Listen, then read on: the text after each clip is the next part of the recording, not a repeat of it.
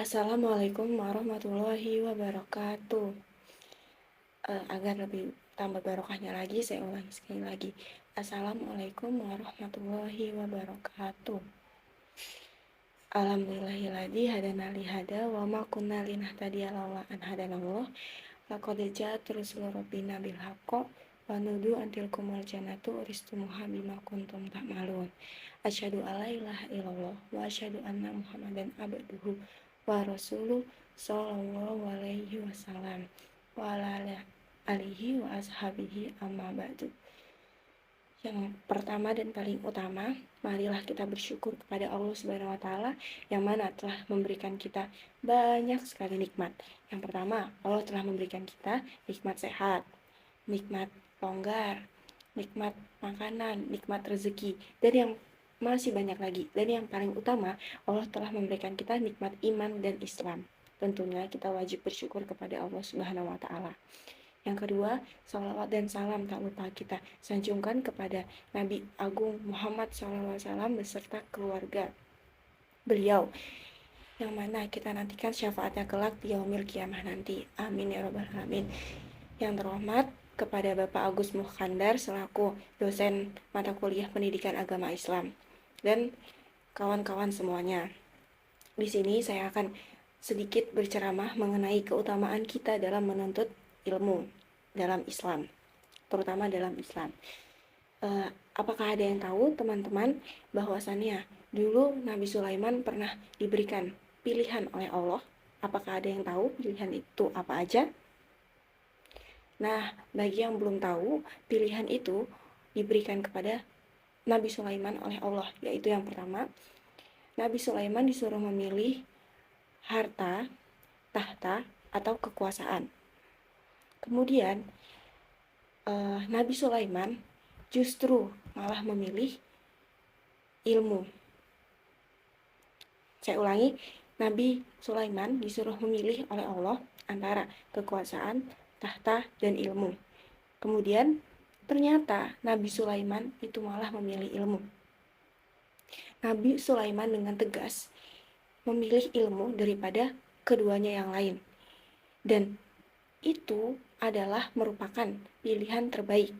Dengan pilihan itu juga Nabi Sulaiman itu dia juga mendapat pilihan keduanya. Dengan ilmu dia bisa mendapat kekuasaan, dia bisa mendapat tahta, dia bisa mendapat harta, bahkan yang lainnya dengan hanya ilmu. Nah, dari situ bisa kita ambil pelajaran bahwasanya ilmu itu sangat penting. Kita bisa membedakan yang mana yang benar, yang mana yang salah dengan adanya ilmu. Kalau misalkan kita tidak memiliki ilmu, sedikit pun kita tidak memiliki ilmu, kita gak bakal bisa bedain yang benar yang mana yang salah. Kita bisa saja terjerumus ke hal-hal yang bisa membuat kita masuk ke dalam neraka. Dan juga selain itu, dengan adanya ilmu itu juga kita bisa menambah pahala, kita bisa tidak berbuat maksiat karena kita tahu ilmunya, kita tahu itu baik buat kita, kita tahu itu buruk buat kita, jadi kita nggak mendekati hal-hal tersebut. Ada sebuah hadis yang isinya talabul ilmi faridotun ala kulli muslim, artinya mencari ilmu itu wajib bagi setiap orang Islam atau Muslim. Nah, hadis riwayat Muslim. Dari situ, dari hadis tersebut kita bisa tangkap bahwa kalau kita orang Muslim, kalau kita orang yang beriman kepada Allah, kita wajib untuk mencari ilmu, baik itu ilmu dunia maupun ilmu akhirat. Kenapa? Karena jika kita tahu ilmu dunia, kita bisa mencari bekal. Saat kita di dunia, kita bisa mencari bekal untuk kita bisa masuk ke surganya Allah. Sedangkan untuk ilmu akhirat, kita juga bisa menunjang ilmu dunia. Kita bisa ilmu dunia menunjang ilmu akhirat juga bisa menunjang ilmu dunia, sehingga kedua-duanya bisa kita capai. Dengan begitu surga bisa ada di tangan kita gitu. Dengan apa yang kita tahu bahwasannya manusia itu saat pertama kali terlahir ke dunia, kita tidak memiliki apapun, kita tidak memiliki secuil apapun ilmu, kita hanya lahir tanpa busana dan hanya bisa menangis. Karena itu kita harus berkembang, kita harus kita harus memperbaiki diri kita harus mengupgrade diri kita dengan adanya ilmu. Misalnya kita dulu baru bisa tahu menangis, sedangkan kita setelah beranjak dewasa, ibu kita mengajari kita untuk berjalan, ibu kita mengajari kita untuk berbicara dan yang lainnya. Dan itu semua perlu dipelajari, tidak bisa hanya uh, semena-mena ada langsung bisa gitu, itu pun tidak bisa.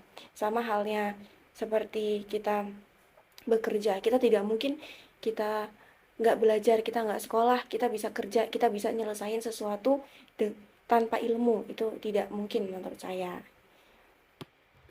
Kemudian ada pepatah yang mengatakan carilah ilmu sampai ke negeri Cina. Itu merupakan sebuah peribahasa yang bagus, yang patut kita contoh, bahwasanya ilmu itu tidak boleh hanya mencari sedikit. Maksudnya kita udah SD, kita udah TK, kemudian SD, kemudian SMP, SMA, dan kita nggak boleh berhenti di situ aja. Kita harus mencari terus-terus, kita harus terus mencari ilmu, menambah wawasan agar kita lebih tahu dunia luar, sehingga itu bisa bermanfaat buat diri kita. Uh, dalam surat Al-Mujadalah ayat 11 itu juga dijelaskan bahwasannya manusia yang beriman dan berilmu itu akan diangkat derajatnya oleh Allah Subhanahu wa taala. Dengan demikian, kita nggak bakal rugi untuk mencari ilmu, baik itu ilmu dunia maupun ilmu akhirat.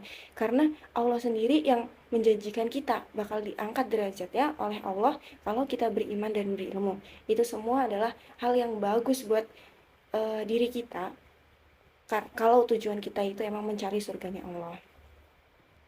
Maka dari itu saya mengajak teman-teman semua untuk mencari ilmu, baik dari lingkungan kita sendiri atau kita mencari ilmu di rumah, misalnya dengan membantu meringankan pekerjaan orang tua, mencari ilmu, kita kita belajar sendiri di rumah, kemudian kita atau belajar di tempat yang lain, di majelis ilmu atau yang lain. Kemudian tidak hanya kita mencari ilmu, kita juga lebih baik untuk mengamalkan ilmu tersebut kepada orang lain, sehingga ilmu yang kita pelajari itu juga bisa bermanfaat untuk diri kita sendiri maupun kepada orang lain. Cukup sekian ceramah singkat yang bisa saya sampaikan. Apabila ada salah kata, saya mohon maaf. Kepada Allah saya mohon ampun. Saya akhiri. Wassalamualaikum warahmatullahi wabarakatuh. Terima kasih, Pak.